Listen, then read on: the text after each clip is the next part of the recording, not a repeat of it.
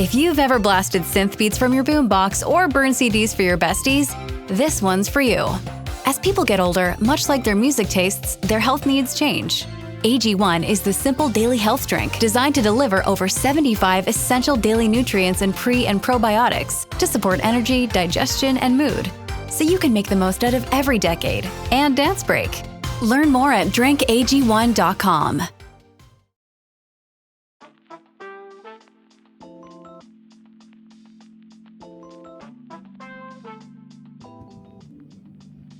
Hey everyone, it's Meredith. Welcome to the show. Today's episode, we have Hannah Sims. Hannah is a professional bike racer and a local to British Columbia. She races for Kona bikes and on the Easton Overland team. She is also involved as the marketing and events director for Anything Goes events series. That's the race company, the event company that puts on the Fernie Gravel Grind, Cranbrook Gravel Grind, Femduro, and Steep and Deep races in our hometown local area of Fernie, British Columbia.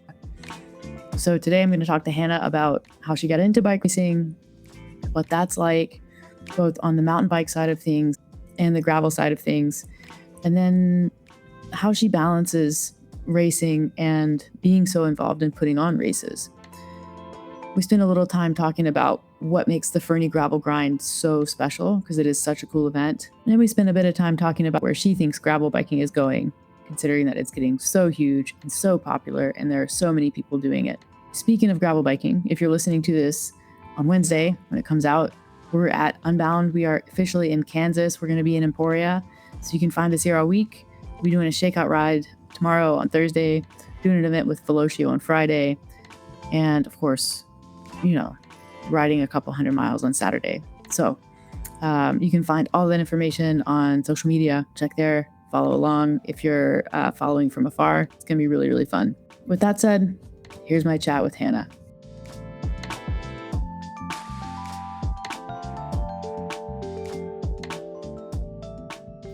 All right. We have Hannah Sims. Thanks for hopping on today. Hi, thanks for having me. Yeah. Where are you right now? You travel around a lot for racing, so I want to make sure we get the geography right. Yes, great question. I'm on Vancouver Island right now in Victoria. Yeah. That's been home base the last year or so, and yeah, kind of the plan for the next little bit. Yeah. How is it riding out there compared to riding around the valley? It's been really nice. We've definitely lucked out. It was a pretty dry winter, and we've gotten some hot summery weather already. So honestly, a bit of rain would be kind of nice at this point. But we've been really lucky. I think sounds like Fernie took a bit of a turn back towards winter mode recently. So yes, better than that for sure. It's good and bad. I mean, the winter here was also kind of dry, a little bit rainy, not a lot of snow. So it's, thinking towards fire season, I don't hate that it's raining, but also it's very hard to get out on bikes when it's raining like this. Yeah, I gotta think long term. It'll be better in July. That is the hope. Well, thanks for hopping on. What we're going to talk about today, a little bit about your background and history as a professional bike racer, which I think is the coolest, but also how you sort of step over and put on the hat of running some really kick-ass events. Because I think, there are a handful of people in the space who are doing that, like racing and putting on events, but it's not very common. And I think it speaks to how difficult it is to run a good event, and you guys run a really good event. So I'm really excited about that. Oh, well, thank you. Yeah, it's been great. You've been out at the FGG for so many years too. Yeah, it's where it was like, it's my that's my origin story for getting into gravel cycling was Kelly Dubé talked me into doing the Fernie Gravel Grind in like 2022, and I did it and was immediately hooked. So I have you to thank for that. It's a deep dark hole after that. Yeah, expensive hole, but really cool one for sure. So I want to know a bit about your background and how you got into biking and into racing, and a little bit about you, if you don't mind. Yeah, I've pretty much been biking as long as I can remember. Grew up with mountain biker, adventure junkie parents, so it was a pretty natural fit to hop on a bike very early. Yeah, I grew up out in Ontario, and we had a really awesome mountain bike development program and riding spot at Hardwood Hills. So yeah, we all of our friends and my brother and I, or my parents, we all would go and do the weekly race series growing up, race kind of the Ontario Canada Cup circuit. And yeah, kind of just got into it that way, and took a bit of a break to go to school, and then kind of reconnected into cycling through my university team. And post uni, yeah, just kind of got back into racing full on and have been pursuing racing at the elite level. And you're doing both gravel and mountain bike racing, right? Yeah. Yeah. I grew up, started kind of total mountain biker, dabbled a little bit in some road, did a bit of BMX racing for a bit, and then yeah, kind of have always come back to mountain biking. Definitely is my big passion. And then as I was getting back into racing after school, gravel started to take off, and that seemed like kind of a cool opportunity to tie in the off-road, more technical side of mountain biking. But there was sort of this new energy and lots of excitement and opportunities around it. And yeah, so I've kind of been exploring gravel and then still doing a bunch of the kind of marathon mountain bike stage racing stuff. Yeah, you like the marathon distance with mountain biking. Yeah.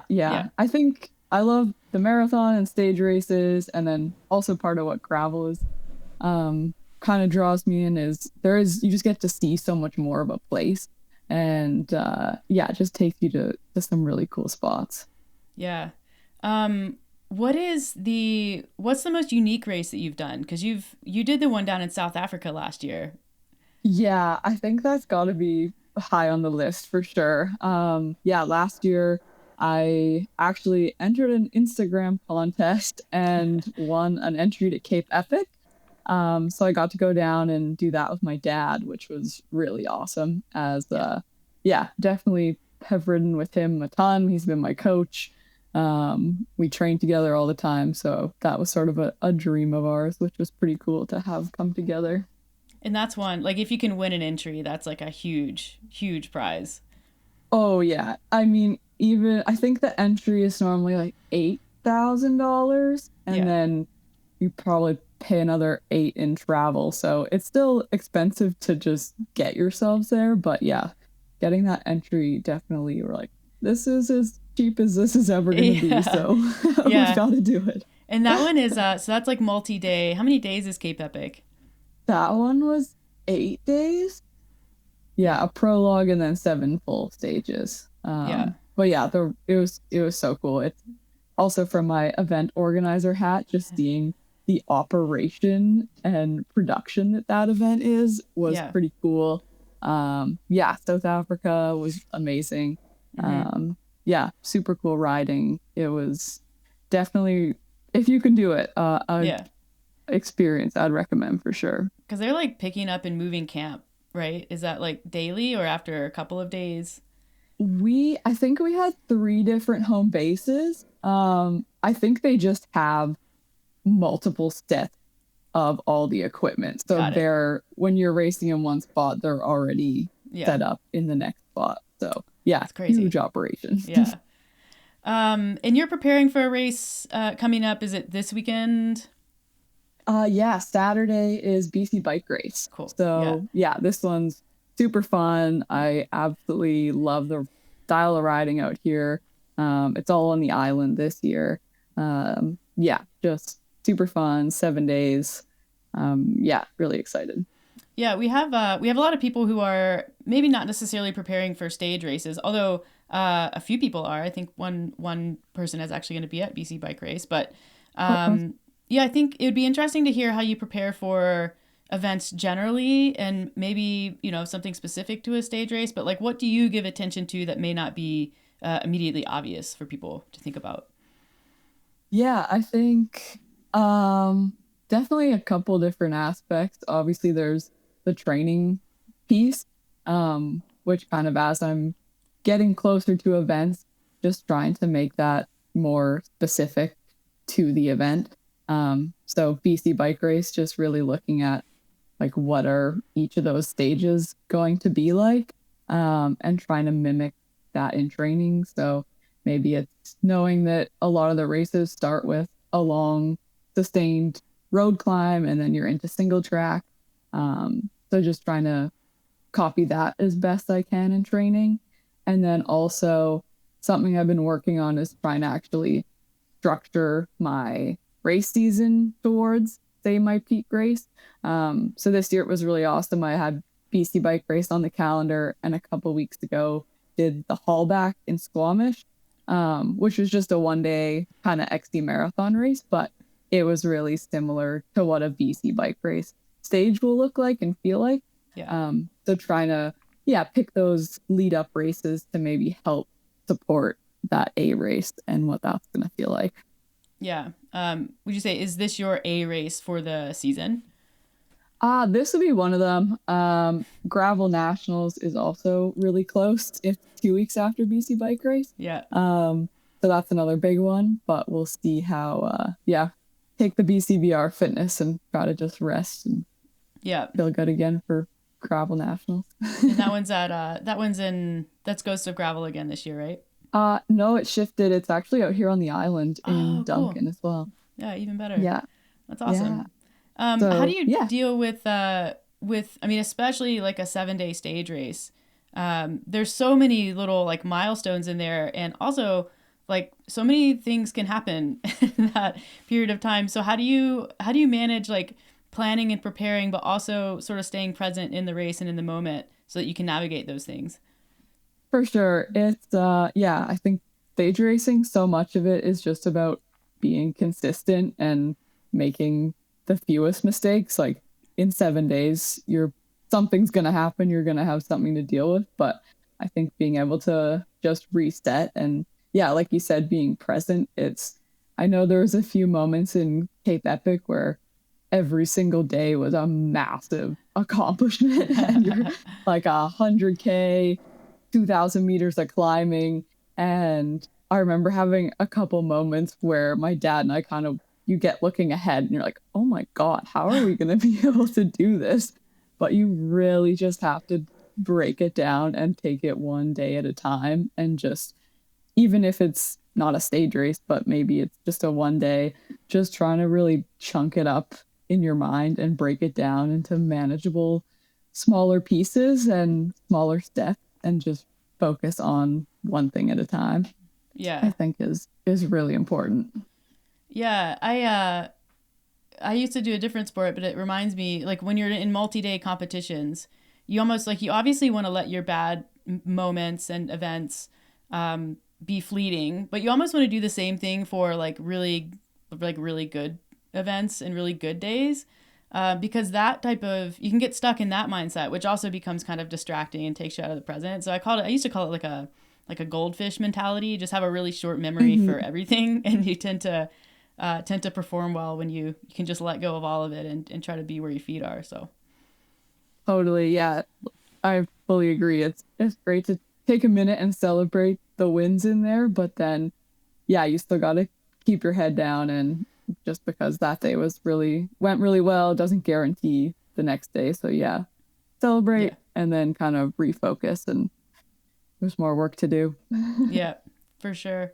How much, when you're looking at like bike setup for event, this is a question for me because I'm like a bike setup nerd, but how much do you change your setup like event to event, and what type of things do you change?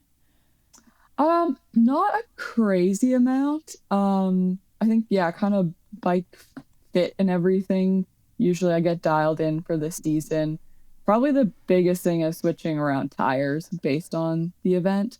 That would kind of be the big one. Yeah, my mountain bike usually kind of getting things like my suspension dialed in for the season and then not really making tweaks to that. Yeah, I would say tires are the big one for me. Yeah. tends to be the main topic of conversation going into things. Can go down a wormhole of tire decisions. Yeah. I have to stay off of, so Unbound is not this weekend, but the next weekend. And this is the time of year where everybody's looking at the weather. And I have to I had to back out of that Facebook group because I'm like, I can't handle the anxiety of everyone chattering about tires and road conditions and stuff.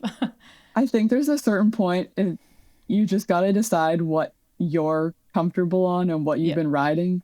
And that's going to be the best option rather than, oh, so-and-so said this is the perfect tire. I think what you're training on, what you're comfortable on.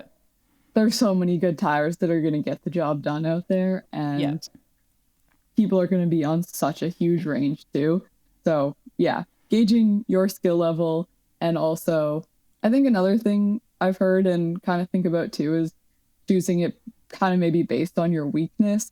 If you're maybe not as strong technically, or you're kind of worried about it being really technical, then you know what, if it's going to make you feel better, choose that little bit beefier tire. And that's going to give you more confidence.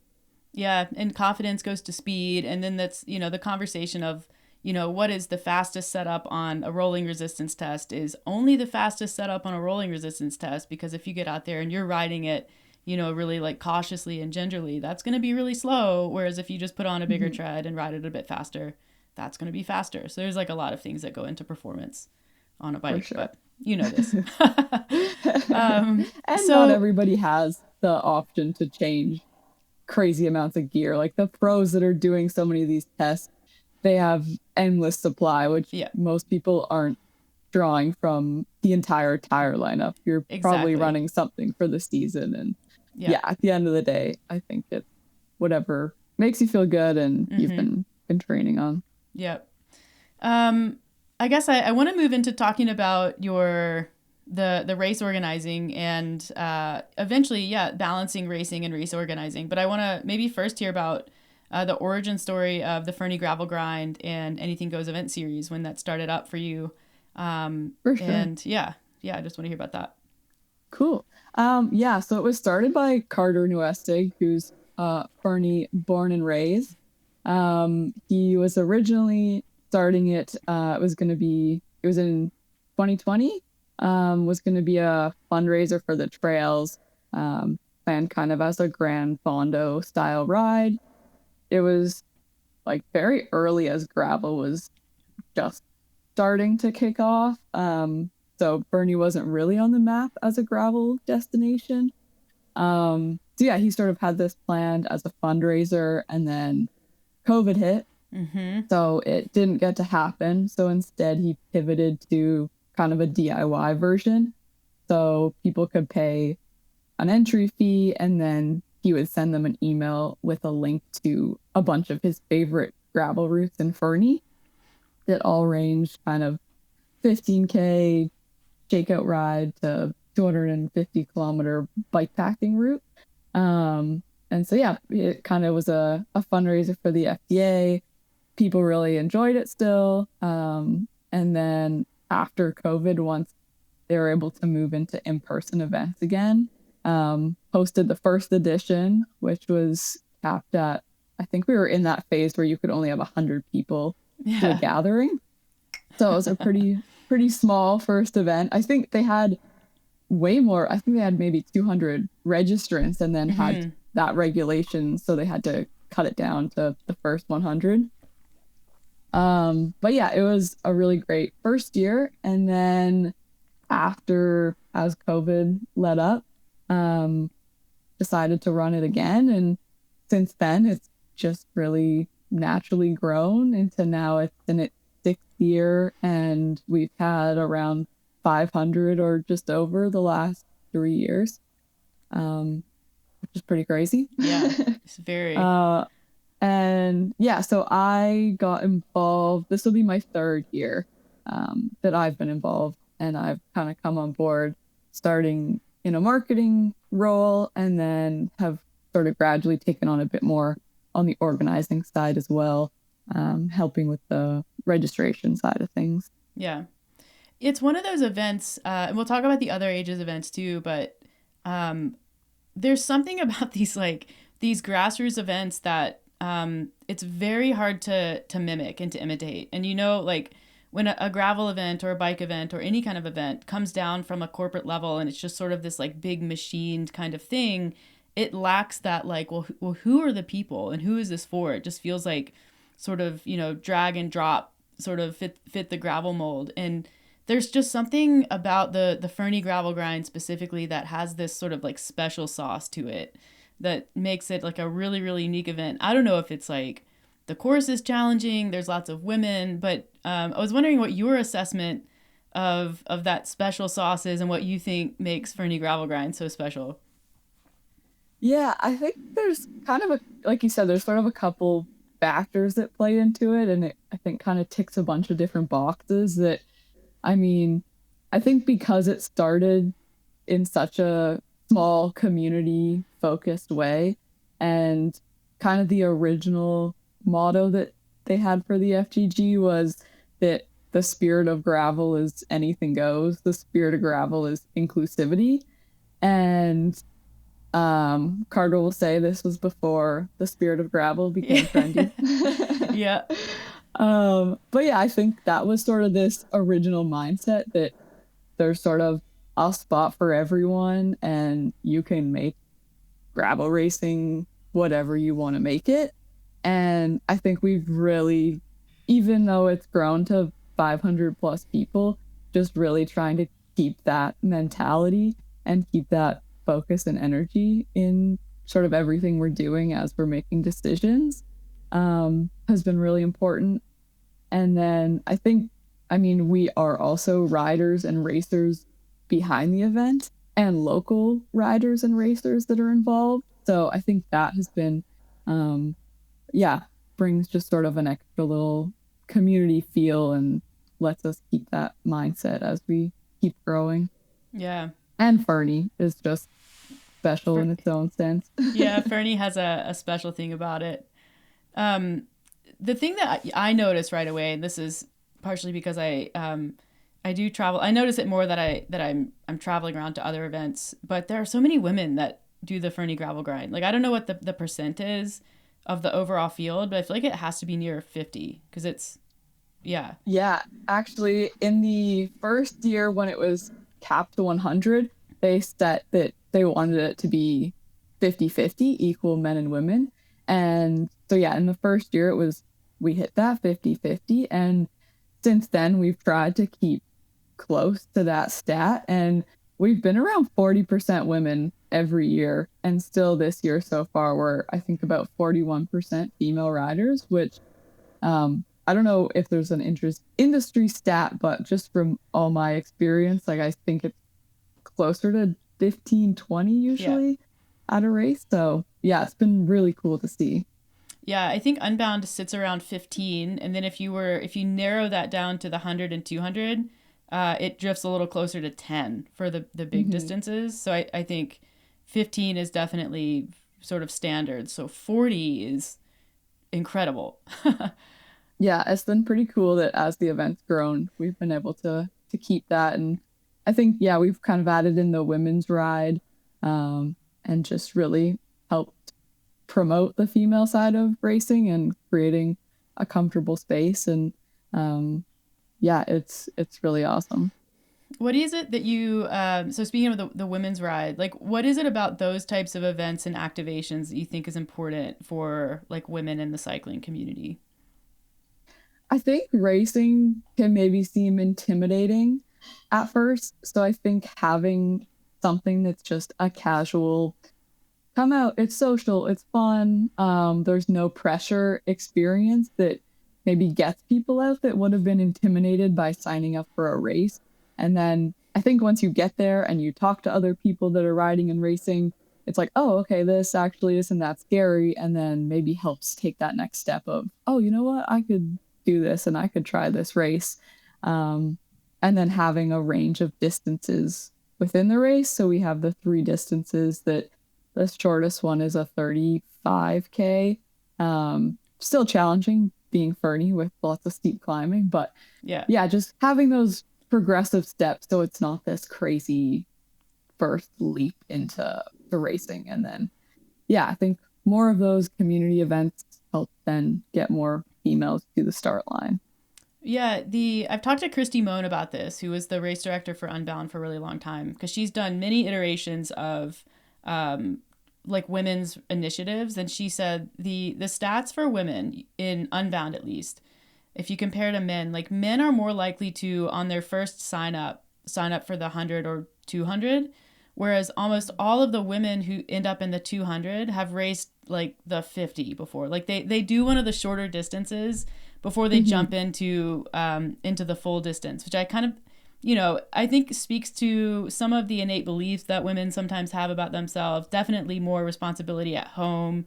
It's harder for women to carve out time to train for something like a 200-mile race or even a 100-mile race. And there's this belief like, oh, I can't do that, so I'll do the 50. And then they do something that's a little bit shorter, realize that it's fine, and then realize like, oh, to train for the double distance actually doesn't take that much more time. I just have to sort of commit to doing it consistently. But I think that, yeah, and even the women's ride, getting people out that aren't registered for the race, just to like, kind of dip a toe in the water and see like, okay, not only is this doable, but there's a community of really rad women out here doing it, so I'm going to do it next year. And you kind of, it's that warm-up step. And I think that's like having the on-ramp is just really, really important.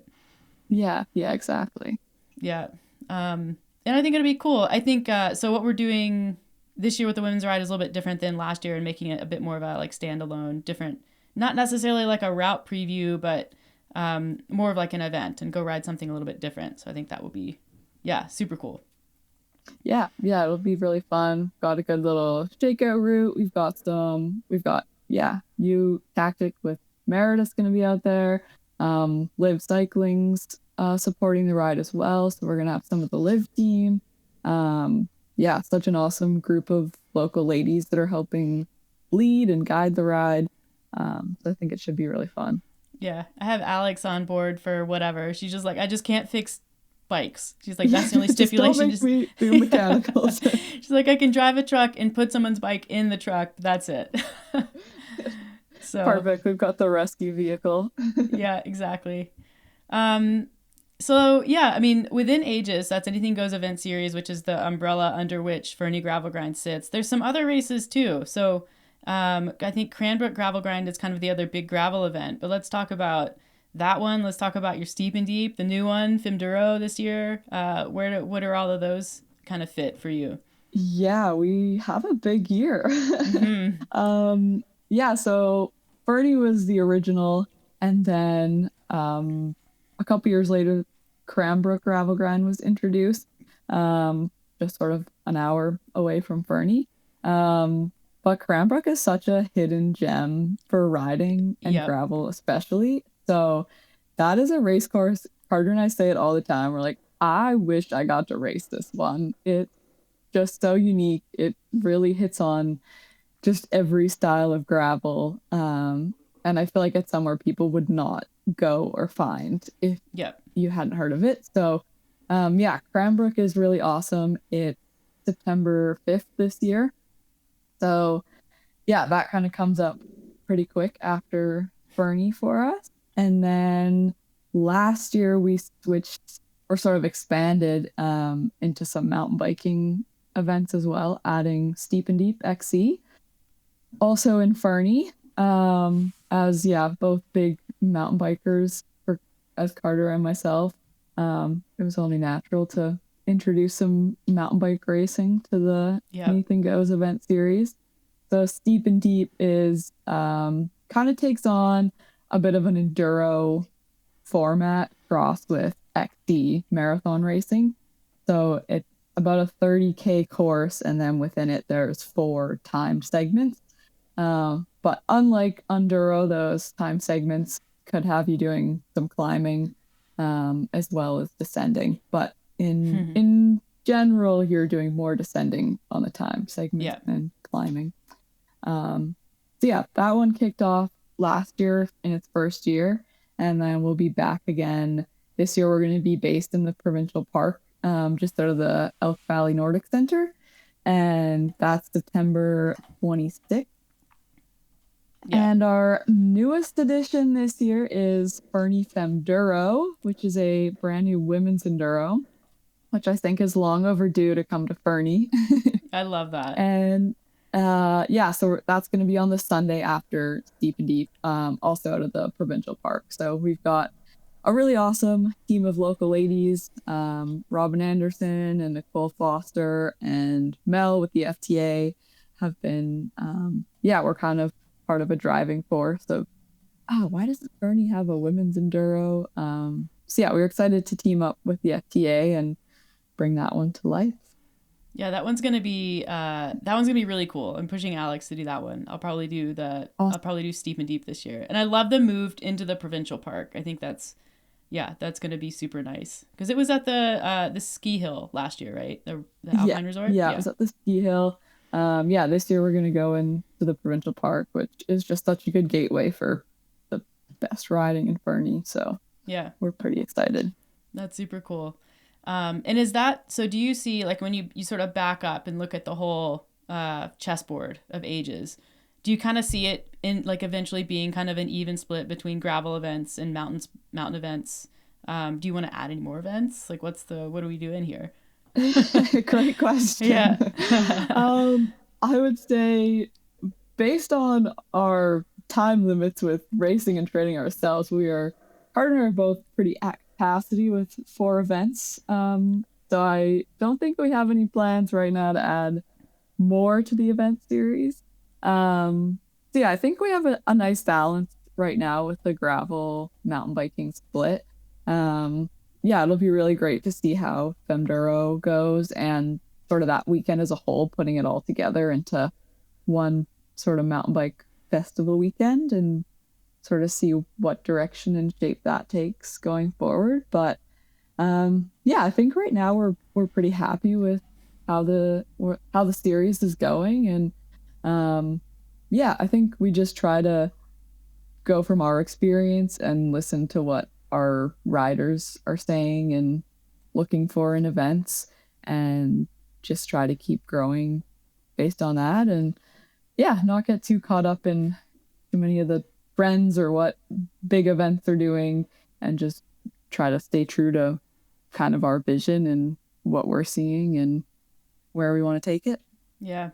What are you seeing? I mean, in the gravel space specifically, I mean, it's been, it really took off a couple of years ago. I don't think that we're necessarily on, like, the backside of a bubble yet, but it's definitely, like, there's some things changing. So I'm just wondering, you're a little closer to it than I am. What are you seeing?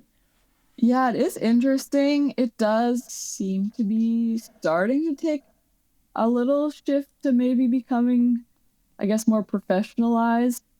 Just starting to see more rules and regulations. Now there's, like, some UCI events. So that kind of changes some of the dynamics.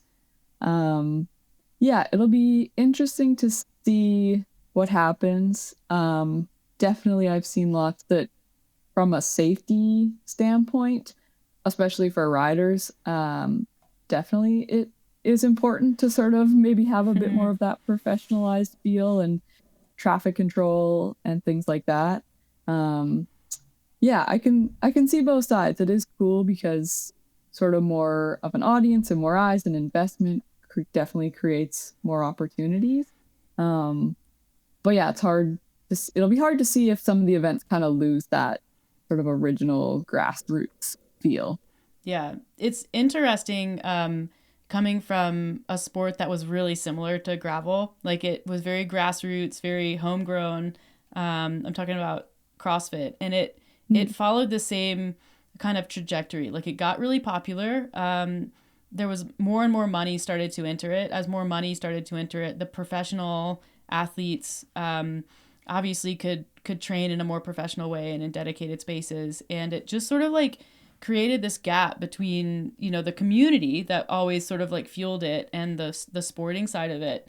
And, did it kill it? I don't know. There's some like wild cards with CrossFit that they shoot themselves in the foot a lot. But, there's this interesting dichotomy between people who sort of, they long for the way that it was, like the the 2020 gravel and back before it blew up. But at the same time, they want to see these professional racers on YouTube, and they want to see speed, and they want to see people racing. But it's like, you can't really have both, because if an athlete can't make enough money to support themselves and train optimally, they're not going to be able to perform at their best. So you're not going to see racing at the like tip top level. So it's always like that balance and that dichotomy between wanting, your favorite athlete to be successful, but maybe not wanting them to make money. I don't know. It's weird. Like I've always struggled with that, because I struggle with it on the CrossFit side of things too, because there was just like, it was very hard to make money in that sport. And it's not that different for cycling, unless you're, historically, unless you've been on like a world tour team doing road stuff, like you're not making a ton of money. And so I think that's where events like Fernie Gravel Grind and these kind of homegrown events, like if they can remain and they can really like sort of, bring talent in, yes, but also like be that spirit of gravel, like before, spirit of gravel was something everyone was saying. I do think that Fernie Gravel Grind represents like the spirit of gravel. And that's where I hope that these events stick around, because it's, it's easy to just get kind of like washed up in the machine. And then everyone's like, yeah, I used a gravel bike and then it sucked. Yeah, so.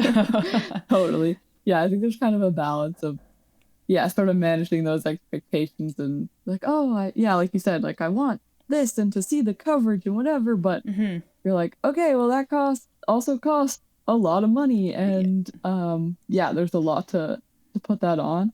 But I think it started with the community, and still those sort of that community-based rider group is what drives the events. And so I think continuing to build events for everyone and not just getting super focused in on that top percent. I mean, we do obviously want to support, as racers ourselves, see the Canadian racing scene grow. And we're excited to have a cash purse this year. So we're still doing those things to try to give top talent kind of a platform to keep developing and racing. But you can't forget to keep listening to all your other riders. Yeah. Yeah, and I do. The riding here is so exceptional, mountain biking and gravel and road, frankly, that I always long for a bit more like Canadian representation on the international side of things. And just, I wish more Americans would come up across the border and race up here, because that would do so much for the industry and for Cycling Canada and just a lot of things, because it's, Canada's a really small country, a big country, but very small country economically compared to the US. And anything helps. So I guess if you're an American listening, please come up here and ride bikes. We're really close to Montana. Yeah, like so close. I tell people all the time, I'm going down to Montana, and they're like, oh my God, how long does that take? I'm like, 45 minutes. Like, we're so close. It's not a problem. Totally. How does, I guess, just a like sort of organization standpoint, how do events like Fernie Gravel Grind and these sort of backyard non-sanctioned events play with and fit into the like UCI landscape? Are they like totally different? Do you see the UCI getting more involved in gravel events, and if so, how? Yeah, it seems like it's growing a bit with the UCI gravel when now there's a world championship. I think it is still it's still a big investment for a small event. Like there's the Gravel Earth series as well, which we're starting to see a few more Canadian events be a part of. But I think for now, I mean, we're kind of happy to be able to do our own thing and take our own direction. And we just want to keep it open to people, keep that community vibe. But we'll see how many more UCI events pop up. It's been a bit of a weird calendar. I feel like a lot of the North American races seem to clash or overlap between some of the UCI and Gravel Earth series. But I went to Raced World Championships last year for gravel, which was a really cool experience. So there's pros and cons. I think we we still need both events. They're both definitely styles. different events. I was looking at some UCI mountain bike races to try to do, and the websites are like, it's like a white page with just like, here's the details. Like the registration's like $45. I'm like, what is this? Very utilitarian compared to like the big experience kind of weekend. So yeah, it's an old organization, and sometimes it feels that way. Yeah, for sure. Yeah. Gosh, that's everything that I have on my list. But I want to make sure we don't miss anything. So is there anything you want to highlight? Anything that you want to mention to people who might be considering hopping in on one of the Ages event, whether it's the gravel grinds or the mountain bike events, and then how do they find out more? Cool. Yeah, no, it'd be awesome to keep seeing more new faces showing up at the events. Our website is anythinggoeseventseries.com, which has all of the event details. And then on Instagram, you can find the gravel events under @anythinggoeseventseries. Steep and Deep XC is its own Instagram, and Femduro is also its own Instagram. So those are definitely the places that we're pushing out all the exciting updates and information, and is the best place to follow along. Awesome. Yeah. Well, head over there if you want to learn more, and definitely if you can make it up here to ride with us in July in Fernie, it is actually like so fun. It doesn't matter what the weather is. It's a wicked good time. So definitely do it. And then where do people find you? And then, yeah, I'm Hannah Sims 11 on Instagram is probably the best place. Perfect. And do you have any, I didn't ask about your sponsors earlier, but are there any brands that you love to work with? Yeah, so I've been racing for Kona bikes the last 3 years. And then this year, I'm also racing under the Easton Overland team, which kind of brings a bunch of privateer racers together under a few common sponsors. So we've got obviously Easton, Fox and Raceface, Shimano. I'm with, Laser Helmets, Olway Nutrition, and Castelli Kits this year. So yeah, lots of awesome partners, and it's cool to get to work with quite a few on both the organizing side and as an athlete. So yeah, been really awesome. Cool. Well, this has been a great conversation. I really, really appreciate your time. And I'm personally super excited for the Fernie Gravel Grind weekend, and then the rest of them to come. So yes, it's coming up quick. Yeah, it's so exciting. Awesome. Okay. Thank you so much. You are very welcome.